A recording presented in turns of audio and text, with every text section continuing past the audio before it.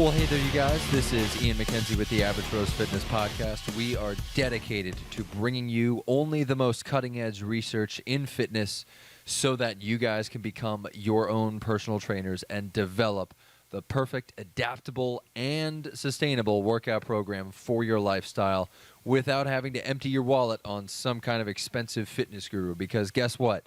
They don't work. You don't need them. You can do it yourself. Even if you know nothing about fitness, I am here for you to help you guys out on this journey. So today, on this eve of Christmas Eve, we are doing a little bit of a study dive. I'm going to keep this quick.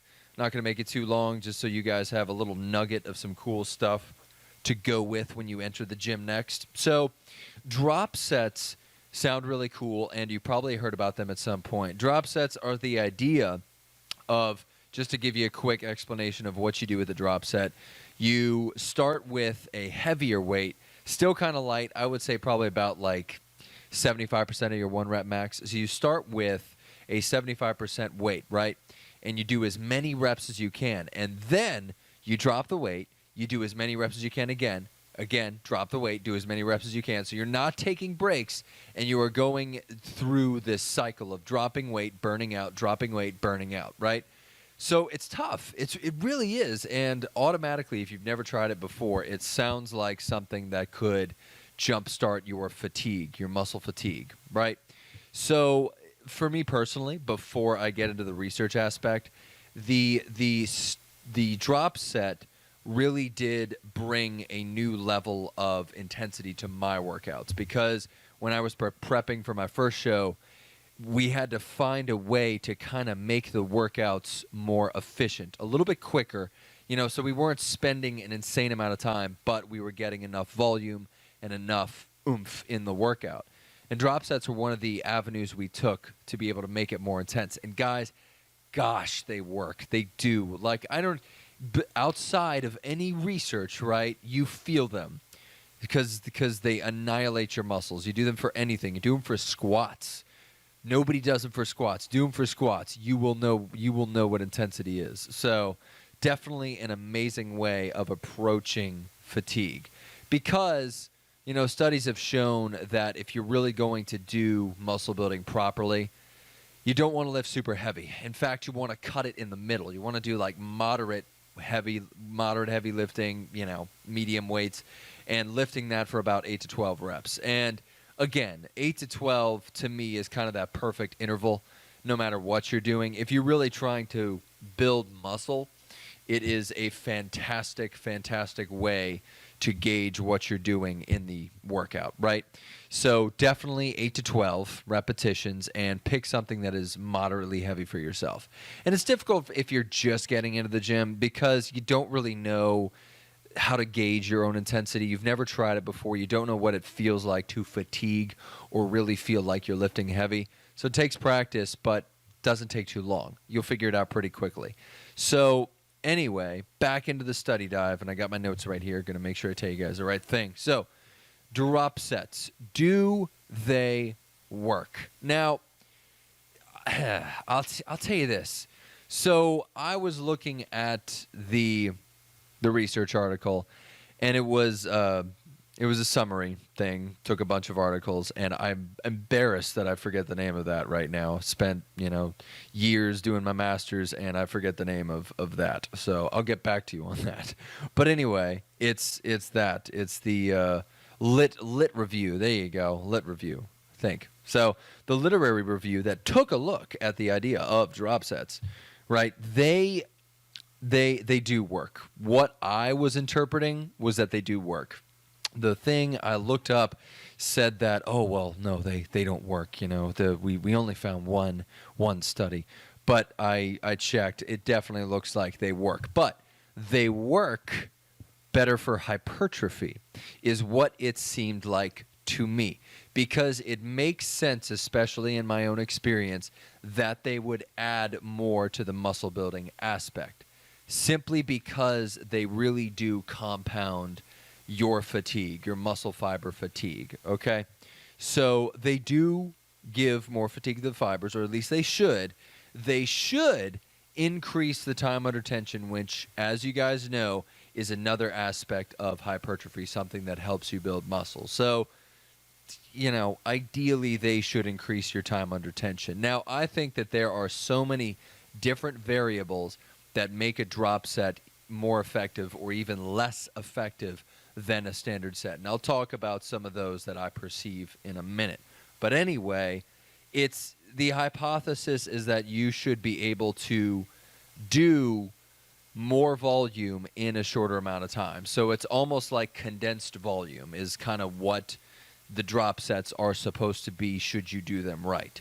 But what the studies showed was that they were not good for building strength, which is interesting because, you'd think with all that fatigue, you're helping out your strength a little bit. But the hypothesis behind the drop set of building muscle kind of relates to the idea that you're not using a massive amount of weight to begin with. So with the drop set, you're starting already with a lighter weight, right? So you're not going into it with this massive, crazy amount of weight. So I think that's why it didn't show much on the strength portion, because you're not starting with insane weights anyway. But definitely showed up in the muscle building realm.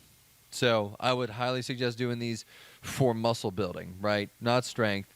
And in all lit reviews, and I will say this, a blanket statement, it always seems like, and of course, this will always be the conclusion for any lit review. There is never any conclusive decision. So you can go ahead and collect all of these different these studies and all this different stuff, and you're going to get to a point where they just kind of end with the same sentences that we could not find any conclusive evidence of blah, blah, blah, blah, blah, right? So they're always ending up just kind of torn between the two things they were trying to figure out. So in the end, you just go back to square one, which is always what it seems to be. Just to be candid with you guys, that's always what it freaking seems to be, is like, oh, well, we did all this for nothing. We're back to square one.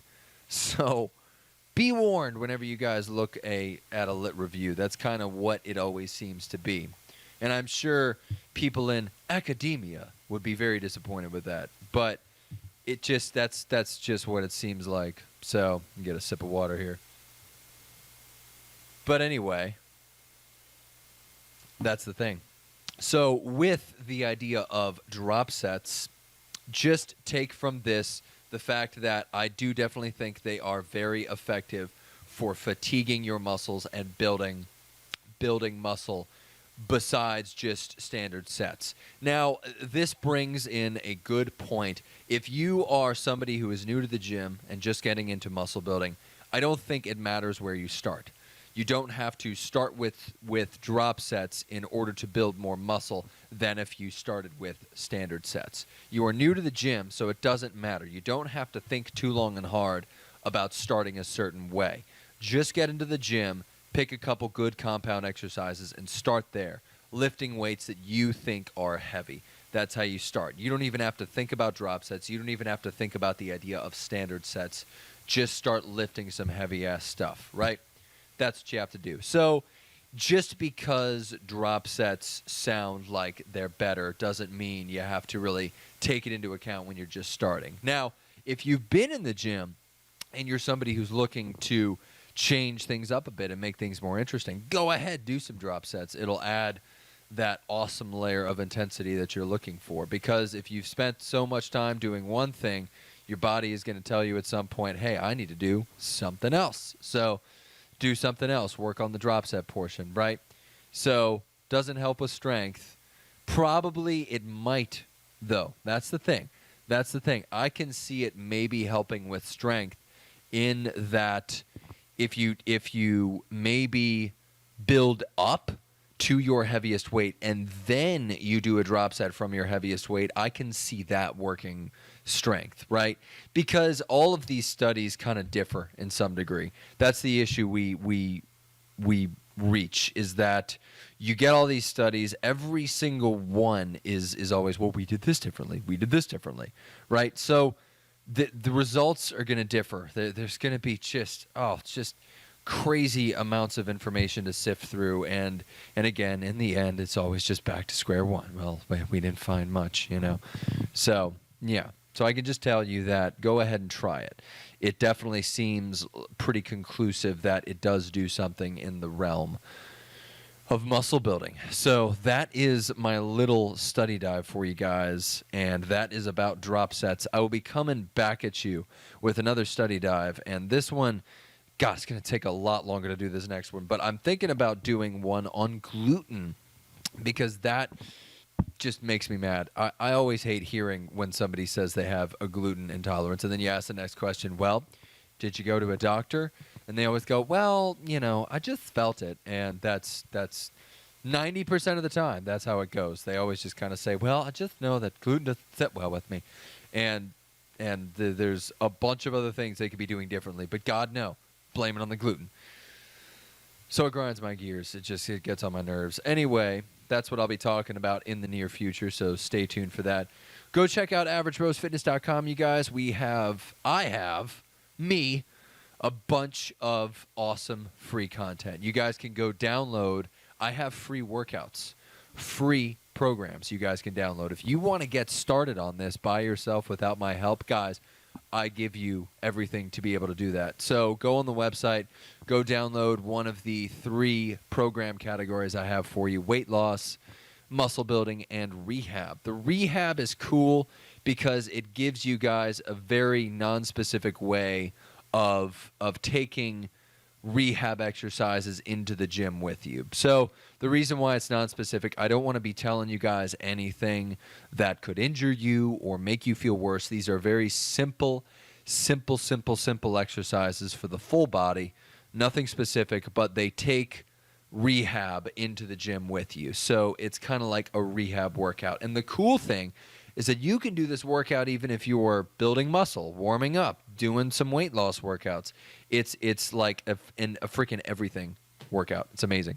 So go check it out, you guys. Go check out more of the podcast episodes. We also have videos, instructional videos. There's so much cool stuff to check out. And if you guys want a subscription, go check out the subscriptions. That is access to me. So I help you guys on this training journey. With the subscriptions, the beginner, medium, difficult, that's not how it is on the website. It makes way more sense than what the hell I just said. So go check it out on the website. But if you want complete access to me, the prices are incredibly reasonable. You're not going to find this anywhere else. I'm telling you, I just want to help. Building your own foundation as your own personal trainer for your body and understanding how best to operate your lifestyle around fitness is exactly why I exist. So that's why I'm here. Use me. I'm here for you guys. Thank you so much. Stay tuned. That is the Average Rose Fitness Podcast for you. Love you guys.